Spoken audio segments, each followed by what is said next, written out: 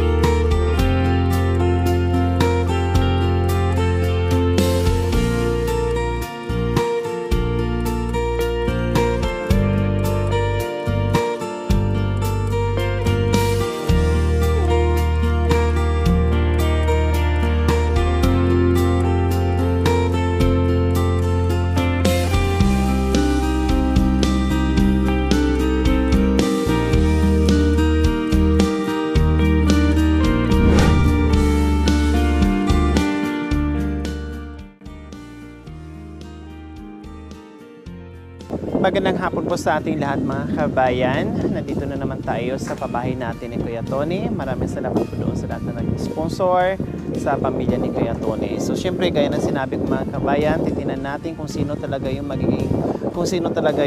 nagiging masinop doon sa biyaya na pinagkaloob natin sa kanila para matuwa naman yung ating mga sponsors na talagang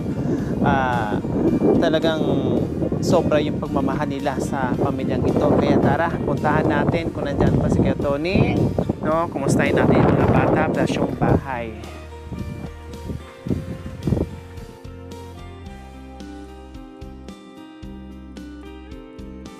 Bumalik kami kasi baha dito sa daanan, kaya nagbota kami. Siguro barado lang yung dito niya, oh. Ayan. Ayun, di ba? Barado lang. Oh.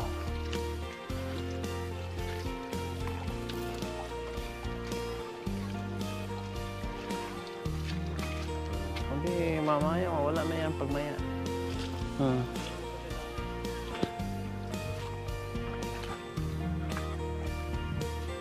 Daming dahon.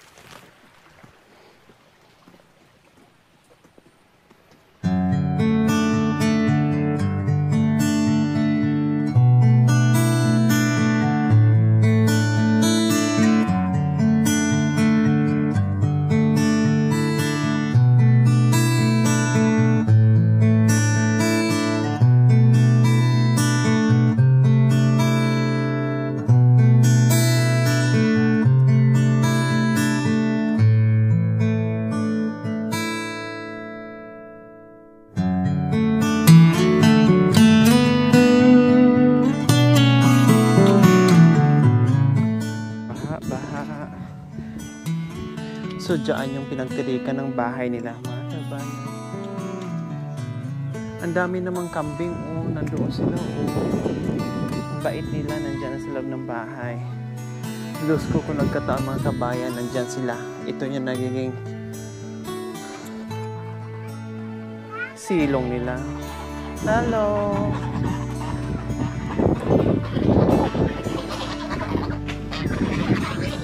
O ba't may mga tali kayo? Hello! Magandang hapon. Ito na yung bunso mo. Wow, malaki na, oh. Malaki ka na, bunso. Ilang buwan na? Ilang taon na? Isang taon po, tapos isang taon lang po nitong... Ay, isang taon lang niya. Wow, ang ganda-ganda naman na yan. September po ngayon eh. Lumaki na din. Sino nag-aalaga? Si Lola pa rin? Hindi, kami na rin po. Bakit nasaan si nanay? Kasi kung minsan po kasi may karamdaman din po kasi. Kaya kayo na nag-aalaga? O kumusta buhay natin ngayon? Okay lang naman po. Ha? Okay lang? Kasi balita ko, mayaman ka na, kaya nandito kami. At mamahagi naman kayo sa biyaya na natatanggap nyo. Ha? Yung mga anak mo? Ha? Ayan na pala sila. Wow! Naguhugas ng pinggan. Ang babait naman. No, nagtutulungan. O, dapat ganyan. Sa bagay, sanay sila dahil wala silang choice kundi tulungan yung kanilang magulang, mag-alaga, kumilos sa loob ng bahay, no? At ito ngang panganay niyang anak ay nagpapadidi noon sa kanyang kapatid, sa kanyang ading. So ayan. Oh, di ba? Oh, kumusta? Ano, wala kang ano ngayon? Trabaho, anong trabaho natin ngayon? Dati pa rin po. Ha? Anong klaseng dati pa rin? Alam niyo naman po, dati pa rin, waiting pa rin. Waiting pa din. Tapos yung negosyo, kumusta? Wala na po akong negosyo ngayon. Ha? Wala na po akong negosyo ngayon. Wala na negosyo. Nasaan yung pedal? Andiyan po sa taas. Baka masira. Kaya di nyo nagamit, baka masira. Kaya itago na lang, ganon. Binaklas ko po yan, pinanduran ko nga po, kinakalawang kasi. Para hindi maulanan. Kaya nga po, doon lang po ang parikyan sa labas kasi. Baka mawala. Hindi, meron na po siyang kandado, kinakandadoon ko na po pagka yung kan. So, ang ginagawa mo ngayon, doon pa rin sa pagwiwiting yung ano, o kumusta yung mga bata, nag-aaral? Opo, papasok na rin po sila bukas. Oo nga pala, bukas Pasukan na na yung po. pasukan. Yun lang yung pinagkakaabalahan mo. Ha? Kumusta bahay natin? Ay, ito rin po, dati ni. Ha? Eh nga po ngingat ng aso. Ningat-ngat na ng aso, tinadyakan mo. Ngingat na ng aso. Ha? Ngingat po na aso. Bakit ang aso nandiyan sa loob? Matakapaнаnak po kasi. Kasi ayan. Wow, ito yung bike ni Kuya. Tinabi talaga niya dito. Kasi hindi siguro yan nagagamit. Kaya nilagay dito, baka daw kalawangin o masira. Kaya binaklas niya at itinaas. No, so yan yung bike na galing sa sponsor natin. Kasi dito mga kabayan, ang hirap po kasi ang daanan nila is pila-pilaang. No? Kaya ang hirap-hirap. Kaya bike lang at bumalik sa dating hanap buhay. Si Kuya Tony, wala talagang choice, talagang ganun. Importante makaraos yung ang mga anak niya. No? So, hindi nagamit yung bike. Buti hindi niya bininta. Yero. O bakit nga nabinta mo yung kalahating yero sa bahay mo? Anong ginawa mo? Siyempre, pinampagamot ko sa asawa ko dati yun. Tapos? Siyempre, walang-wala na rin po kasi ako. No? Kaya, pilitan po yung yero na bininta ko. Kaya po yun, pinambili ko po ng mga gamot niya. Yung pangangailangan niya kasi na-hospital noon. O, yun po yung mga kabayan na nadatnan natin sila noon. Na sira-sira na rin yung bahay tapos walang bubong yung kalahating bahay kasi binenta, no, para lang maka-survive sana si Mrs. Kailang wala talagang nagawa, no? At hindi talaga na agapan. So ito yung loob ng bahay ni Kuya, ganun pa din. No, ganun pa din. Kuya Tony, pwede pumasok? Apo, sige po. Okay. So ayan po yung loob. Wow, nilagyan pala ng division ni Kuya Tony. Ayan. Ito yung nabago. Kahit simple, kahit ano, basta kaya mong gumawa ng paraan, ako'y natutuwa, no? Hindi naman kailangan maganda, pulido, no? Hindi naman kailangan maganda. Ang importante ay nagawa mo, basta pulido at nagawa mo ng paraan na may improvement ang bahay mo, ako'y natutuwa sa mga ganyan. At lalo ako natutuwa kasi handang-handa ka na talaga sa mga anak mo. Oh, wow. Ito yung unang napasok ko po mga kabayan na nabigyan natin ng bahay na bumungad sa akin ay mga kagamitan ng mga bata.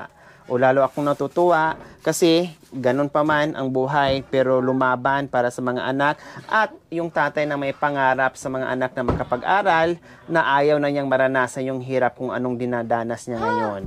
O di ba? Ayan, may mga notebook na kumpleto ricados na may mga notebooks na kasi bukas pasukan na. So ayan, yan po yung asawa ni Kuya Tony. O di ba? Okay, so ayan. Hello, Bibi. Papasok, Bibi. O, ayan. So, may sariling kwarto na sila. Ayan, ayan, nakabitay na rin yung ano dyan, nakahangir na rin yung uniform nila. Yung mga bag, ready na rin. O, di ba mga kabayan, ready na yung mga bag. Ilan ba silang estudyante, Kuya Tony? 4 po ngayon. 4. So, ready na yung mga bag. And then, naglagay din sila ng cabinet. O, di ba? Ito yung nadagdag o na-improve. Wow, mukhang hindi pa nagamit yung kawali at kasi ano ba yan? Kaldero, Kaldero at takuri. Ito pa yung binigyan ng sponsors natin? Opo. Wow, ang tagal ng mga kabayan pero nandyan lang oh. Ibig sabihin, meron pa kasi silang magamit na luma, no? Yun muna, hanggat pwede pa. So yan, nakatambay lang dyan dahil yan na naman ang gagamitin pag nasira na yung luma nila. So, ayun mga kabayan, no? Masinop. Nakitaan ko na masinop. Gaya ng sinabi ko, halos lahat naman ng pinasok kong bahay ngayon ay may mga sampay dahil tag-ulan. Kaya walang choice sa loob ng bahay magsasampay. Okay, sige. Yung mga gamit, okay. Talagang ang mga bata na dito, maaga silang natututo. Marunong magluto, maghugas ng pinggan, magsaing, pati pagluluto ng ulam. Kuya Tony. Alam na po nila yun. Siyempre, tinirinig ko na rin po. Ganun po mga kabayan kasi pag yung mga anak ni ano. Kahit nga pagbabantay doon, pag-aalaga. Sige, daan ka anak. Kahit doon sa pagbabantay ng ading nila, no, lumaki na. Nakita nyo naman, 1 taon na. Ilang buwan lang yun noon? 1 buwan? 2 buwan? 2 buwan. 2 buwan lang noon. Pero ngayon 1 taon na ang nag-aalaga. Kundi yung ito, panganay na anak ni Kuya Tony. Very responsible na. Ay, ito pala. Ito yung panganay. Very responsible ng mga kabayan dito sa loob ng bahay. Mag-alaga ng bata, no, sa mga kapatid niya. Maghugas ng pinggan, magluto, lahat-lahat na. Katuwang niya yung sumunod sa kanya na babae. Ganon sila kasipag. Okay? Kuya Tony, nandito ako kasi may balita ako. Mayroon kaming pa-premyo, 5,000. Plus groceries natin, assorted groceries natin, 1 set ay worth 5,000 din yon, no? At yun ay pa-premyo namin. Kailang, kung kakasaka, kailangan, kung sino yung pinakamalinis na bahay, yun ang makakatanggap. Kakasaka sa hamon. Opo, sige po.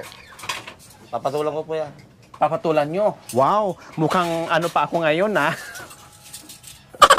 Papatulan, kakasakayo sa hamon. Opo. Okay, sige. So, pambili mo ng ulam sa mga bata mamaya, ha? Opo, thank you po. Maraming salamat po sa inyong lahat. Na mga tumutulong po sa amin. Natutuwa ako mga kabayan kasi meron na silang gamit sa school. Tama yung ginawa mo ha, paralin yung mga anak, kahit gaano kahirap, paralin. Tama, para pagdating ng panahon, hindi sila, yung magiging buhay nila, hindi tulad sa atin. Okay? Okay, sige, dito na kami. Bye-bye, mga bebe. Ang lalaki no, ang gagwapo at gaganda ng mga anak mo. Paralin mo ng paaralin ito ha, Kuya Tony. Sige po,